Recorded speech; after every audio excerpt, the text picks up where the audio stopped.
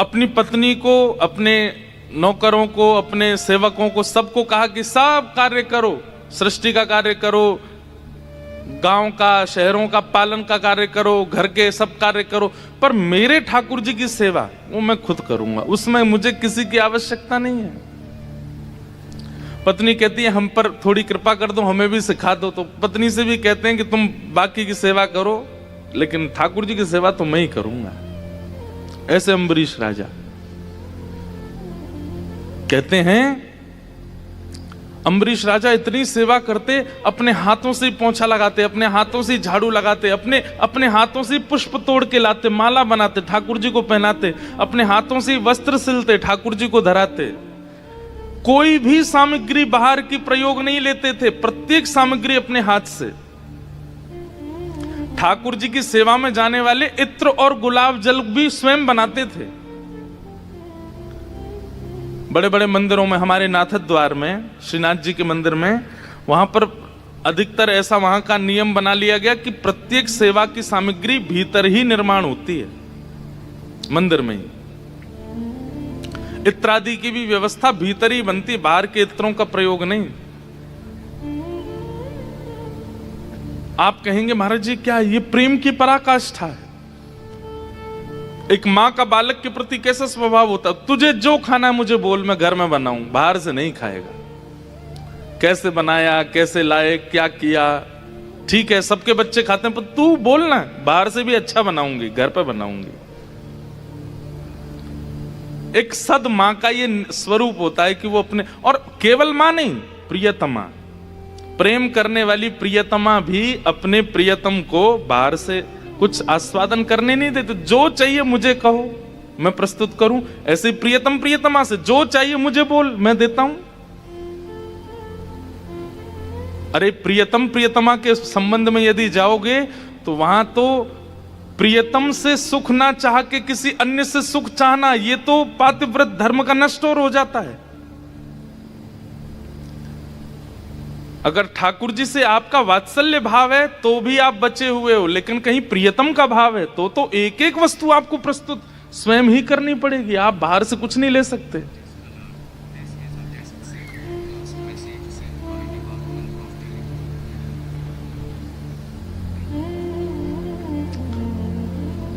तो अम्बरीश राजा सब कुछ अपने आप अर्पित करते ठाकुर जी को। देखिए एक बात सुनिएगा, प्रतिकूल अवस्था है जीवन की और तो भी आप भगवत भजन करते हो, तो भी दृष्टि ठाकुर जी की पड़ती। देखो इसके पास व्यवस्था नहीं है, इसके पास योजना नहीं है, फिर भी मेरा भजन नहीं छोड़ता। और दूसरी, बहुत कुछ प्राप्त हो गया है, उसके बाद भी भगवत भजन नहीं छोड़ते, तो भी ठाकुर जी की दृष्टि पड़ती है। देखो इसके पास भोगने के लिए सब कुछ है, लेकिन फिर भी मेरा ध्यान नहीं छोड़ा। अम्बरीश राजा के पास क्या नहीं है? सब कुछ है, लेकिन फिर भी अपने आप अपने ठाकुर जी की सेवा करते हैं। एक बार अम्बरीश राजा अपनी सेवा में यह देख रहे थे कि ऐसी कौन सी सेवा है जो कोई और करता है और ठाकुर जी स्वीकार कर रहे हैं, मेरे से नहीं हो रही वो। तब उन्होंने देखा कि पूजा पोंछा भी मैं ही करता हूँ, झाड़ू भी मैं ही करता हूँ, भोजन भी मैं ही बनाता हूँ, श्रृंगार भी मैं ही करता हूँ, पोशाक भी मैं ही धराता हूँ, आरती भी मैं ही करता हूँ, शयन भी मैं ही कराता हूँ, उत्थापन भी मैं ही करता हूँ। ऐसी कौन सी वस्तु है? कहां तक कहें, जिन सब्जियों का भोग लगता था वो सब्जी भी स्वयं जाकर के बगीचे में बोते थे अम्बरीश राजा। तो एक दिन ठाकुर जी को रोटी पवाते पवाते बोले, ये आटा किसने घिसा? ये मैंने तो नहीं घिसा। ओहो, ये सेवा कोई और कर रहा है। आटा घिसने की सेवा। चक्की मंगाई तुरंत, और चक्की मंगा करके बोले अब बाहर से आटा आना बंद, राजभवन का आटा आएगा, सब लोगों का आटा बाहर से घिस के आएगा, पर मेरे ठाकुर जी की रोटी जो बनेगी वो मैं स्वयं घिसूंगा। आटा चक्की लेकर के गेहूं डाल के जैसे ही आटा पीसने लगे, महाराज शंख चक्र गदा पद्मधारी ठाकुर जी प्रकट हो गए, और प्रकट होकर के अम्बरीश राजा की पंखा जलने लगे, पसीने आ रहे हैं। अम्बरीश राजा चरणों में गिर गए, बोले भगवान ये क्या कर रहे हैं? बोले भाई तेरी भक्ति पे हम आनंदित हो गए। क्या व्यवस्था नहीं है तेरे पास? सब कुछ है, पर मेरी भक्ति में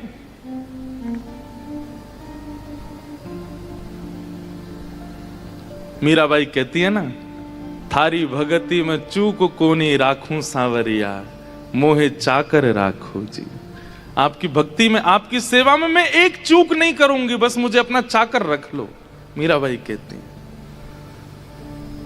चाकर रहसू बाग लगासू, नित उठ दर्शन पासू। चाकर रहसू बाग लगासू, नित उठ दर्शन पासू। वृंदावन की कुंज गलिन में, वृंदावन की कुंज गलिन में, वृंदावन की कुंज गलिन में, वृंदावन की कुंज गलिन में, हरि की लीला गासूं, श्याम मने चाकर राखो जो। हरि जी माने चाकर राखो।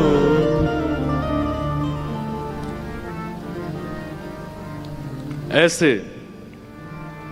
भगवान प्रेम के वश में आते हैं ना, तो ज्ञान, ये तो बात सब जानते हैं, सबको पता है, लेकिन फिर भी अन्य साधनों के पीछे भागते हैं, प्रेम को छोड़ देते हैं।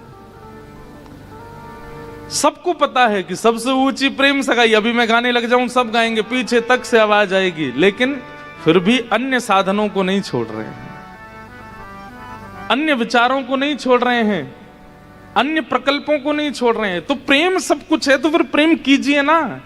इस संपूर्ण 4 दिवसीय कथा का और कोई महत्व नहीं है, केवल प्रेम। और वृंदावन में भी तप का, जप का, तप परिक्रमा का और कोई फल नहीं है, केवल प्रेम।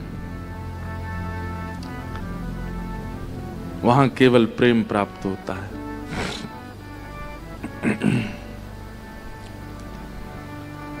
ऐसी युगल जोड़ी वृंदावन में प्रकट हुई। सब देख करके न्योछावर हो गए, सब देख करके आनंदित हो गए। पलना में प्रियालाल जी दोनों विराजमान हैं। सब ब्रजवासी, ब्रज वनिताएं देख देख करके कहाँ मंगल जन्म के गीत गा रही थी, लेकिन अब तो ब्याह के गीत गवन लगे। और कल हमने बताया ना, ब्याह ही नहीं हुआ, बाकी सब हो गया, फेरा नहीं पड़े। और फेरा भी इसलिए नहीं पड़े क्योंकि लाला लाली अभी चलनो नहीं जाने, नहीं तो वो भी हो जाते, उसमें भी चूक नहीं करते ब्रजवासी। आहा,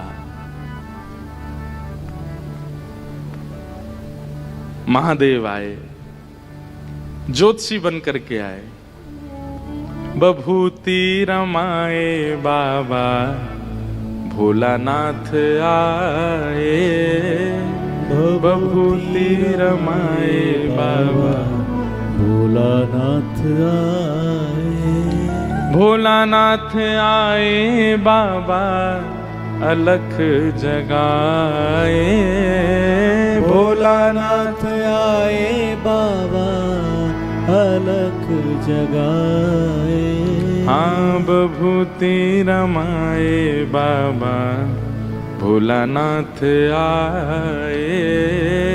बभूति रमाए बाबा भोलानाथ। महादेव आए हैं। जैसे ही महादेव आए तो कीर्ति मैया ने तो वही, जैसे यशोदा मैया ने महादेव को देख करके लाला के दर्शन नहीं कराए, ऐसे कीर्ति मैया ने भी मना कर दिया कि नहीं, ये तो इतने खतरनाक है, मैं अपनी लाली कैसे दिखाऊं इनको। तब किसी गोपी ने जाकर के बताई, बोले मैया यही गलती यशोदा जी ने करी, अपनो लाला नहीं दिखायो, बाद में लाला इतनो रोयो कि फिर बाद में बुलाने पड़े, या मारे आप ये गलती मत करो, या बाबा को बुला लो। और महादेव आए, आकर के किशोरी जी के मुखमंडल को देखने लगे। कीर्ति मैया बोली, मेरी लाली को हाथ देखो। ये बात सुन के महादेव रोने लगे और रो करके बोले, मां किसके भाग्य आप दिखवा रही हो, किसका भविष्य दिखवा रही हो? जिनके हाथ में परम पिता परमेश्वर का भविष्य है, उनका भविष्य मैं देखूंगा? जिनके हाथ में साक्षात ठाकुर को भविष्य है। हमारे ब्रज में गाते हैं ना कि कल हमने एक पद गाया था, उसमें कहते हैं ना कि श्री राधा रानी आई इसीलिए कृष्ण अवतार हुआ, नहीं तो ठाकुर जी तो मथुरा में जन्म लिए थे, वहीं से ही कंस को मार के अपने क्रिया करके लीला करके द्वारिका आ गए होते। ये ब्रज लीला तो केवल और केवल श्री किशोरी जी के लिए की है ठाकुर जी ने। वृंदावन आने का, नंदगांव आने का, गोकुल में आने का और कोई औचित्य नहीं है। ठाकुर जी वहीं जन्म लेके मथुरा में ही लीला का विस्तार कर सकते थे, लेकिन केवल किशोरी जी के लिए आए। आहा, मन श्याम रंग राधे बांध राखो संग प्यारी, मन श्याम रंग राधे बांध राखो संग प्यारी।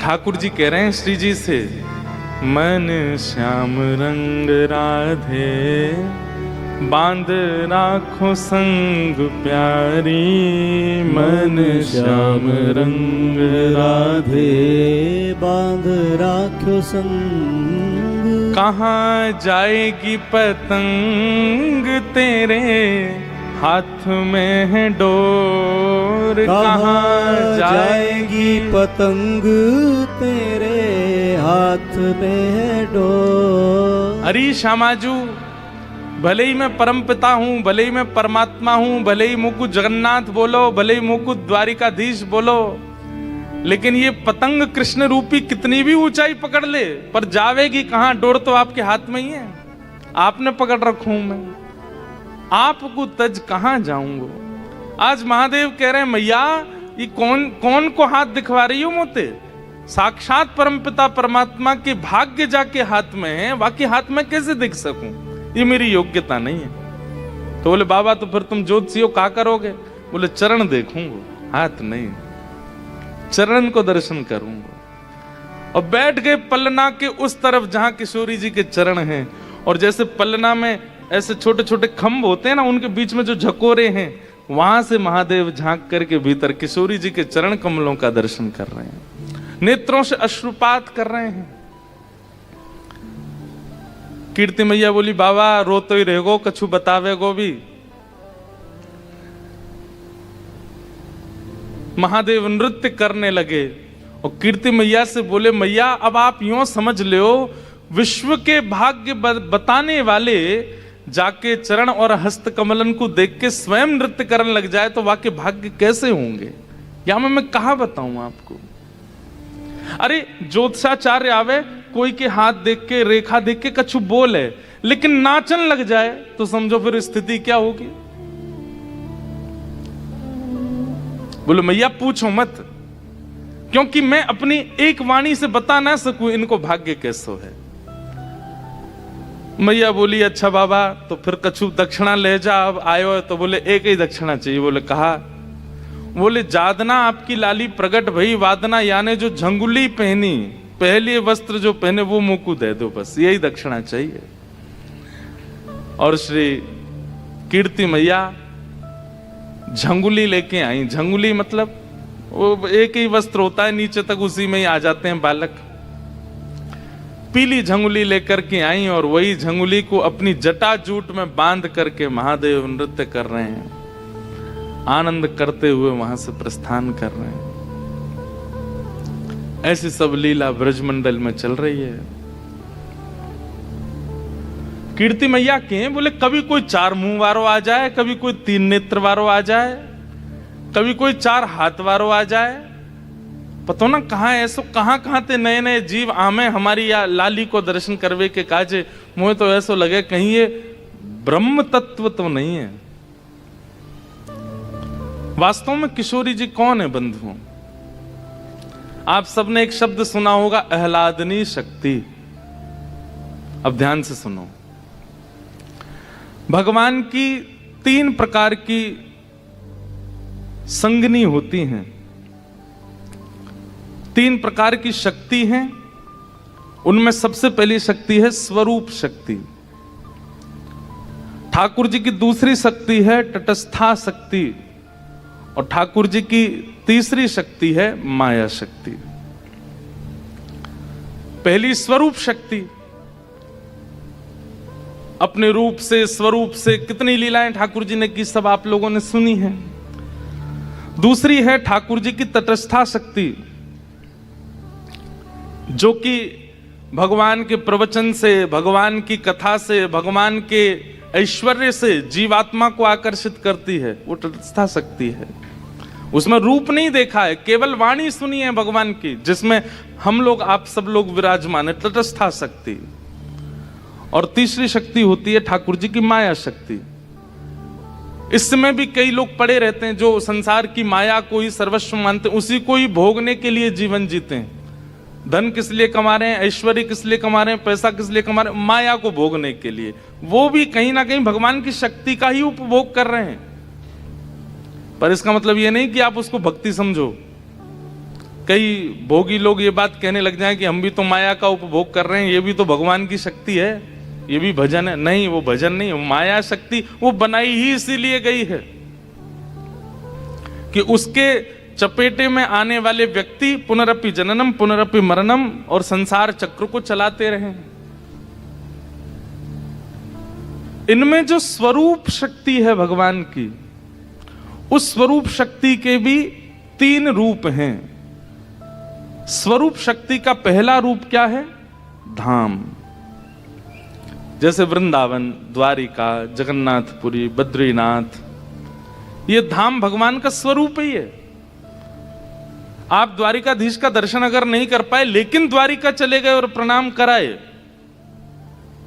तो आपको द्वारिकाधीश के दर्शन के समान ही माना जाएगा। वही बात हो गई कि बच्चा स्कूल तो गया, अटेंडेंस करवाया, लेकिन क्लास में नहीं बैठा, तो बाद में जब अटेंडेंस काउंट होगी तो उस दिन की काउंट मानी जाएगी, भले ही वो पढ़ा नहीं है।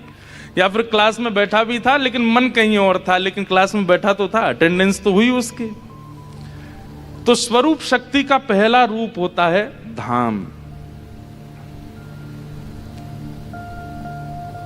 स्वरूप शक्ति का दूसरा स्वरूप होता है ज्ञान, जो कथा में आप लोग ले रहे हो। यह भी भगवान का स्वरूप शक्ति है। और स्वरूप शक्ति का तीसरा रूप होता है आह्लाद। आह्लाद का मतलब क्या है? बहुत ध्यान से सुनिएगा। किशोरी जी कौन है? जैसे यहां इस सभागृह में जितने लोग बैठे हैं, हम सब लोग जब किसी बात से अत्यंत प्रसन्न हो जाते हैं तो अपनी प्रसन्नता व्यक्त करने का सबका अपना अपना तरीका होता है। जैसे मनपसंद भोजन बन गया हो किसी का, तो वो व्यक्ति थोड़ा सा एक्साइटेड हो जाता है, नाचने लगेगा। कोई नाच करके अपनी उत्सुकता को व्यक्त करता है, कोई गा करके उत्सुकता को व्यक्त करता है, कोई चिल्ला करके उत्सुकता को व्यक्त करता है। मैंने तो बड़े विचित्र कई हैं, उनको करंट आता है, जब उनको उत्सुक होते हैं तो करंट की तरह हिलते हैं जोर से, क्यों? इनको आनंद आ रहा है। कई रो करके अपनी उत्सुकता को व्यक्त करते हैं। पर श्री कृष्ण परमात्मा, जब उनके चित्त में आह्लाद होता है, जब उनके चित्त में उत्सुकता प्रकट होती है, तो वे अपनी उत्सुकता, अपने आह्लाद को, अपने आनंद को एक रूप प्रदान कर देते हैं। वो रूप ही है श्री राधा रानी। किशोरी जी कौन है? ये आह्लादनीय शक्ति, ठाकुर जी के चित्त का आह्लाद ही श्री राधा रानी है। जो उनके चित्त में जो आनंद हो रहा है, जो हिलोरें आ रही हैं, जो वो उत्सुकता आ रही है, जो वो आनंद उमंग हिलोरें ले रहा है, वही श्री किशोरी जी के रूप में प्रकट हो गया है। इसलिए जब जब किशोरी जी सामने आती हैं, तब तक ठाकुर जी कितनी चिंता में हो, कितने दुखी हो, कितने वो आह्लादनीय शक्ति, उनको देखते ही ठाकुर जी सब सुध बुध भूल जाते हैं। अरे कहां तक कहें, जब देखी वृषभानुजा ये विच उठी हुक, वंशी रह गई हाथ में फिर ना लागी फूंक। वंशी नहीं बजती ठाकुर जी की, उन्हीं को देखते रहते हैं। आहा। तो किशोरी जी कौन है? भगवान की स्वरूप शक्ति में जो तृतीय शक्ति है आह्लाद, वह आह्लादनीय शक्ति ही श्री किशोरी जी है। आप कहते हैं, अब ये बहुत सामान्य शब्दों में हम समझा रहे हैं, आप कहते हैं किशोरी जी का भजन ठाकुर जी को प्रसन्न कैसे करता है? अरे भाई, किसी को आनंद देने वाली वस्तु अगर आप बार बार करोगे तो वो व्यक्ति रिझा ही रहेगा। ठाकुर जी का हृदय का आह्लाद ही किशोरी जी हैं। जब आप उनकी सेवा करोगे, उनका भजन करोगे, उनका नाम धरोगे, उनको प्रणाम करोगे, तो ठाकुर जी तो अपने आप रिझ जाएंगे। ठाकुर जी को प्रसन्न होना तो बनता है। तो किशोरी जी ठाकुर जी की आह्लादनी है। ये कथा कौन सुना रहे हैं? श्री उद्धव जी महाराज सुना रहे हैं। भगवान की 16,000 राजकुमारियों को, जो कृष्ण विरह में व्याकुल हैं, उनको युगल तत्व समझा रहे हैं, कुसुम सरोवर पर बैठ करके।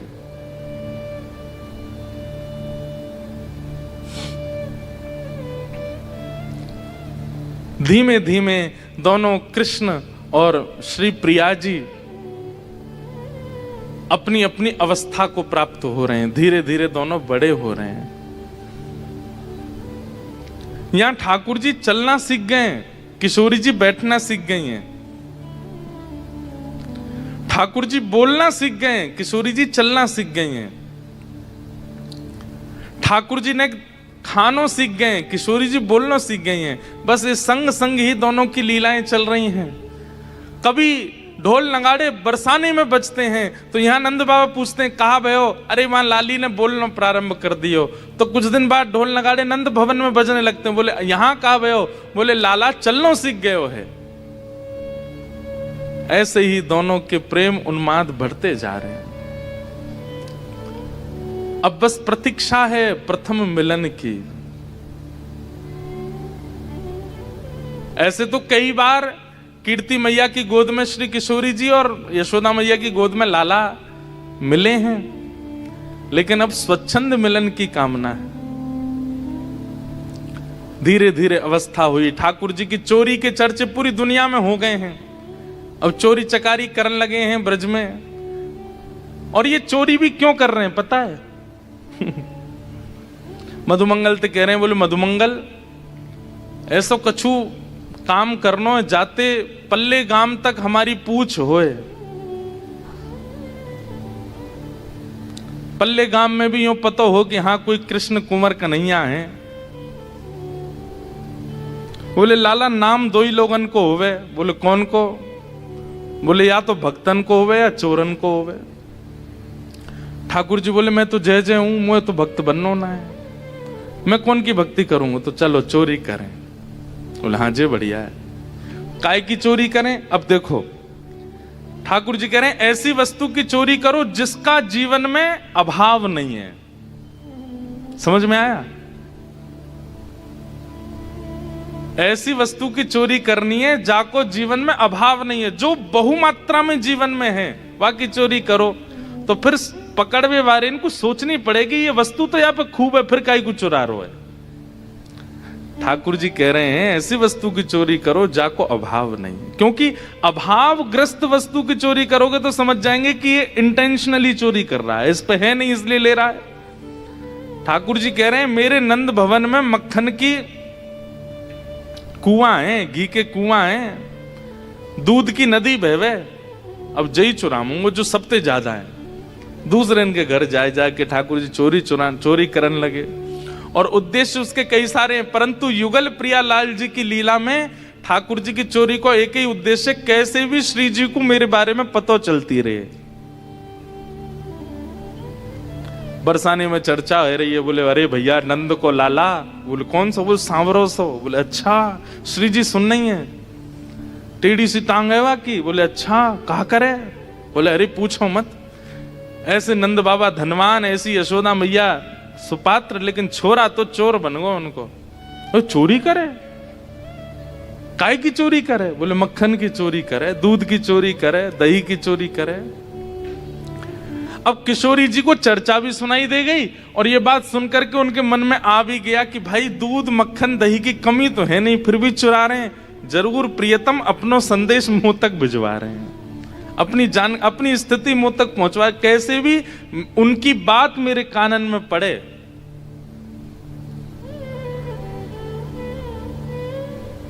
एक दिन प्रिया जी निकल पड़ी हैं, अब थोड़ा थोड़ा जान लगी हैं सखीन के संग भार। ये अष्ट सखियां हुई, अष्ट सखियों पर भी स्वच्छंद चर्चा हो सकती है। ऐसी ऐसी सखियां, पिछली बार जब 2 महीना पहले आए थे तो 1-2 सखियों पर मैंने यहां कुछ कहा था।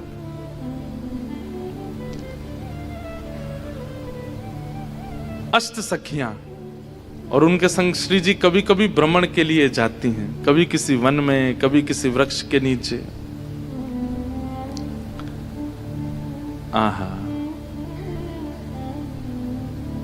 इतने में ही श्याम सुंदर भी यमुना तट पर पहुंचे हैं।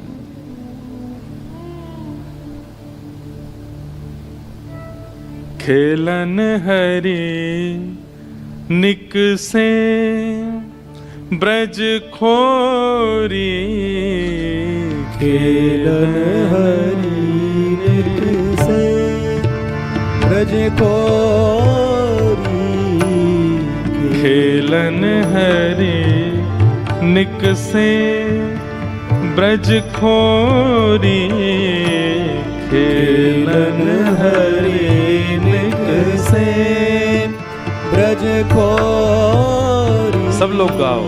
खेलन हरि निकसे ब्रज खोरी, खेलन हरि निकसे ब्रज खोरी। कटिका छनी पीतांबर बांधे, कटिका छनी पीतांबरी बांधे, कटिका छनी पीतांबर बांधे, कटिका छनी पीतांबर बांधे, कटिका छनी पीतांबर बांधे, कटिका छनी पीतांबर बांधे। हाथ लिए भोरा चकडोरी, अंग लिए भोरा चकडोरी। खेलत हरि निकसे ब्रज खोरी, खेलन हरि निकसे ब्रज खोरी। ठाकुर जी निकले हैं आज, खेलवे के काजे गए हैं। सुंदर पीतांबरी पहनी है, कछनी पहनी है, हाथ में लकुटी लई है, और चकडोरी, चकडोरी मतलब वो चक्का है, वहां में डोरी बांध रखी है, जो जोड़ते खींचे तो गोल गोल घूमे। और संग में अपने सब खेल खिलौना लेकर के ठाकुर जी आज ब्रज में खेलवे के काजे निकसे हैं। सुंदर चंदन लगा रखो है अपने तन पर, मुकुट पहन करके नहीं गए हैं आज, पाग बांधिए सिर पर। बंधुओं, कभी अगर आप मंदिर में, वृंदावन में दर्शन करने जाते हैं और अगर ठाकुर जी का श्रृंगार मुकुट में हो तो ये बात माननी चाहिए, आज ठाकुर जी वन विहार को नहीं जाएंगे, क्योंकि मुकुट धारण करके ठाकुर जी श्रम करवे वन में नहीं जामे। ठाकुर जी तो मुकुट पहन के केवल प्रिया जी से मिलने जाते हैं। अगर ठाकुर जी ने पाग पहन रखी है, मुकुट नहीं है उसके ऊपर, तो समझो आज सखान के संग जावे वारे हैं। लेकिन अगर मुकुट पहन रखो है तो समझो ये खेलवे नहीं जाएंगे, गैया चराने नहीं, आज ये श्री जी से मिलवे जा रहे हैं। एक एक स्वरूप, एक एक लीला ठाकुर जी की उनके श्रृंगार में प्रतिबिंबित होती है। तो अगर पाग में कभी दर्शन हो, केवल पगड़ी पहन रखी है, उस पर मोती बांध रखे हैं, सिरपेच लगा रखा है, तो समझो आज ठाकुर जी गैया चरावे जाएंगे, सखान के साथ खेलेंगे। लेकिन यदि मुकुट दिखाई दे जाए, ठाकुर जी ने मुकुट धारण किया है, तो बस समझ जाइयो, मनी मन मुस्कुराए जाइयो, बोले आज तो श्री जी से मिलवे जामेंगे, घर से निकसेंगे गैया ने लेके। यशोदा मैया दिखावे के काजे थोड़ी दूर जाके श्रीदामा देखेंगे, ए श्रीदामा चल तू गैया ने चरा के मैं आ रहा हूं अभी, और वहीं बीच रास्ता थी चले जाएंगे श्री जी के पास। आप कहेंगे मुकुट पहन के क्यों जाते हैं श्री जी के पास? हमारे स्वामी श्री हरदास जी महाराज वर्णन करते हैं कि ठाकुर जी मुकुट पहन के श्री जी के पास इसलिए जाते हैं कि जब श्री जी चलती हैं तो ठाकुर जी अपना मुकुट टेढ़ हो करके चलें और सूर्य को प्रकाश कहीं श्री जी के चरणन में नहीं पड़े, तो मानो जैसे अपने मुकुट से छत्र करते हुए चलें श्री जी के चरणन में, या हमारे मुकुट पहन के श्री जी के पास जाएं। अरे एक एक श्रृंगार की भूमिका पता चल जाती है। अब आप लोग जामें दर्शन करें, केवल बिहारी जी ऐसे सज रहे हैं, ये माला पहनी है, मेरे बांके बिहारी लाल तू इतना ना करियो श्रृंगार, ये सब भावों में ही रह आते हो आप। अरे जाओ, जाके श्रृंगार के दर्शन करके अनुभव करो, आज कौन सी लीला घटवे वाली है, आज ठाकुर जी कहा करवे वाले हैं। तो पाग और मुकुट, इन दोनों से ये समझ जाना चाहिए कि ठाकुर जी आज लीला में क्या करेंगे। खूब सारी माला यदि धारण कर रखी हों तो या को मतलब है आज ठाकुर जी श्री जी से मिलवे जा रहे हैं। नेक नेक माला धारण कर रखी, या को मतलब गैया चरावे जा रहे हैं। और श्वेत वर्ण के वस्त्र पहने हों, या फिर ऐसे कहो लाइट वर्ण के अगर वस्त्र पहने हों तो समझो आज सखान के पास जा रहे हैं। और अगर ठाकुर जी ने डार्क कपड़े पहन रखे हैं, थोड़े गहरे रंग के कपड़े, तो समझो श्री जी के पास जाएंगे। अरे एक एक स्वरूप, एक एक झांकी ठाकुर जी की प्रतिबिंबित करती है आज की लीला को। आज श्याम सुंदर नंद भवन से निकले हैं, दूर से तो किशोरी जी को खूब देखा है, लेकिन समीप से देखने की इच्छा बार बार प्रकट होती है। तो कभी वन में भ्रमण करते करते भी बरसाने की ओर देखते तो हैं कि कभी दिखेंगी समीप थे, कभी दिखेंगी पास थे। आज श्याम सुंदर निकले हैं।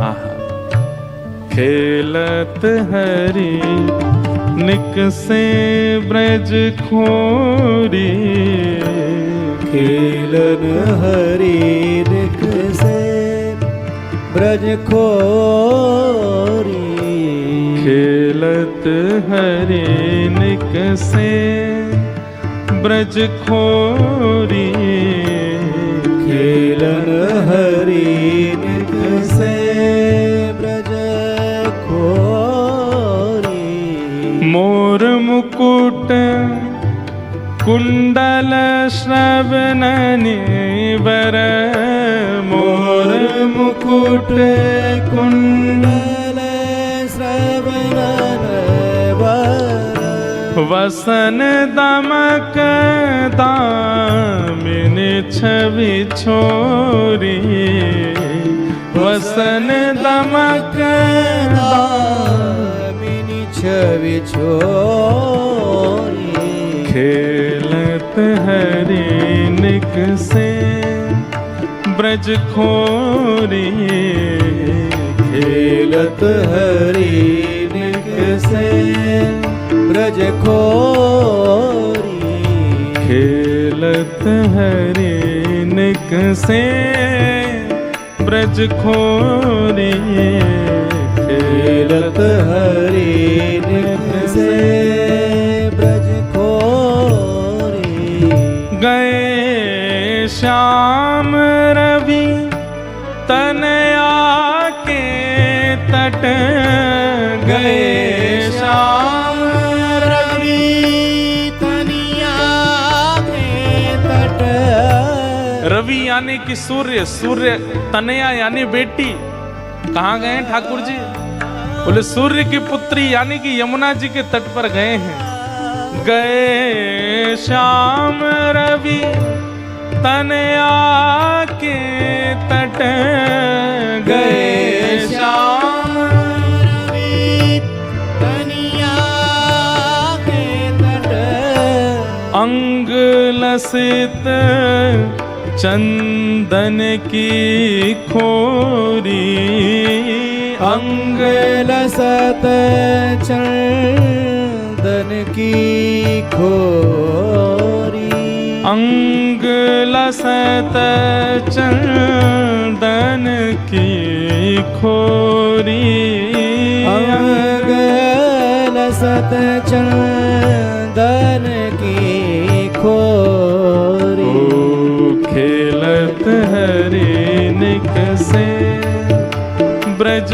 खोरी खेलत हरिनिक से ब्रज खोरी खेलन हरिनिक से ब्रज खोरी खेलत हरिनिक से अच्छा। ब्रज खोरी। एक बात यहाँ पर मेरे मन में आई अपने आप कि ठाकुर जी को ये तो पता है कि किशोरी जी मिलेंगी आज, इसीलिए मुकुट पहन करके गए। और जब तक प्रथम मिलन हुआ नहीं किशोरी जी से, तब तक ठाकुर जी रोज ही मुकुट पहन के जाते, पता कब मिल जाएं। लेकिन ये जो बात आई है कि गए शाम रवतनिया के तट अंग लगाए अंग लसत चंदन की खोरी, ये तो भाई पुरानो स्वभाव है। ठाकुर जी से प्रारंभ भयो है कि प्रियतमा से मिलने के लिए जा रहे हैं तो सज धज के गए। और कैसे गए? चंदन लगा के गए, कहीं मेरो श्याम वर्ण नहीं दिखाई दे, कहीं मैं कारो हूं ऐसा नहीं पता चले। बेचारे जो छोरा छापरे कारे कारे हो मैं, वो इतने क्रीम पाउडर लगा के जामे, या जो कन्या भी हो वो भी थोड़ा सज के जावे कि मेरा सांवलापन नहीं दिखे। तो ये आप ही नहीं हो, ठाकुर जी भी काय को इतना चंदन लगा के गए। अंग लसत चंदन की खोरी, मतलब केवल चंदन छुपाया नहीं है, पूरे मोटे मोटे चंदन की परत लगा के गए अपने अंग पे कि कहीं मेरो श्याम वर्ण अगर श्री जी आ गई तो कहीं दिख नहीं जाए। ठाकुर जी गए हैं, छोटे से कन्हैया हैं, ऊंची धोती पहनी है, सिर पर मुकुट धारण किया है, हाथ में चकडोरी ले रखी है और सुंदर चंदन लगा करके मतवाली चाल के साथ पहुंच गए यमुना जी के तट पर। और तभी क्या हुआ? ओ चकही देखी तहां श्यामा, ओ चकही देखी तहां श्यामा। ये देखो, ये कोई भागवत जी के श्लोक नहीं है जो कठिन है, आप गा नहीं सकते। हमको आप ऐसे देखते रहते हो जैसे आप माटी के मथोना हैं, हम बस बोल रहे हैं, ऐसे मत करो, गाओ। गांधी धाम में ये बस है कि यहाँ के लोग बस सुनते हैं, बोलते गाते नहीं है। अभी उसके पीछे हमें जो कारण लगता है वो ये कि ये आप लोगों के सोने का समय है, हम यहाँ कथा सुनाने आ गए हैं। गांधी धाम के लोगों के सोने का समय, तो बेचारे ऐसे देखते हैं हमको, बोले जे और आ गए हैं, बढ़िया घर पे होते सो रहे होते। उठ जाग मुसाफिर भोर भई, अब तो ठाकुर जी की लीलाएं हो रही हैं गांधी धाम में, अब क्यों सो रहे हो? गाइए हमारे साथ में, अरे इतनी संख्या में गांव में तो महाराज क्या आनंद आवे। ओ चकही देखी तहां श्यामा, ओ चकही देखी जहां श्यामा। नैन विशाल भाल दिए रोरी, नैन विशाल भाल दिए रोरी। आहा, औचक मतलब ऐसे ठाकुर जी दूर से देख रहे हैं, जे कौन है? वृक्षों के बीच से एक चुनरी जैसी दिखाई दे रही है, छोटे से ठाकुर जी, छोटी सी किशोरी जी हैं। और औचक ही देखी तहां श्यामा, जैसे ही आपने देखी तो कैसी लग रही हैं? बोले नैन विशाल भाल दिए रोरी, यहाँ पर रोरी की बिंदी लगा के, और बड़े बड़े नेत्र हैं किशोरी जी के, ये देख लिया ठाकुर जी ने। हाँ हाँ, नील बसन फरिया कटी पहरे, नील बसन फरिया कटी पहरे। बीनी पीठ रुलती झकझोरी, बेनी बीठ ब्रज कर सब देख लिया है। ऐसी दूरबीन है ठाकुर जी के नेत्र, सब देख लिए और दूर थे। कैसी हैं? औचक ही देखी तहां श्यामा, नैन विशाल भाल दिए रोरी, और नील बसन, नीले वस्त्र पहने हैं, फरिया कटी पहरे, फरिया पहन करके आई हैं, और बैनी पीठ रुलत झकझोरी, जो सुंदर बैनी है किशोरी जी की, वो ऐसी मधुर सी होकर के पीठ पर आ रही है। आहा। सूरदास देखत ही रीझे, सूरदास देखत ही रीझे, सूरदास देखत ही रीझे, सूरदास देखत ही रीझे, सूरदास देखत ही रीझे, सूरदास देखत ही रीझे, नैन नैन मिली परी ठगोरी, नैन नैन मिली परी ठगोरी, नैन से नैन मिली पग ढोरी, नैन से मिली परी ठगोरी, खेलत हरिनिक से ब्रज खोरी, खेलत हरिनिक से ब्रज खोरी, खेलत हरिनिक से ब्रज खोरी, खेलत हरिनिक से ब्रज खोरी, खेलत हरिनिक से। आहा।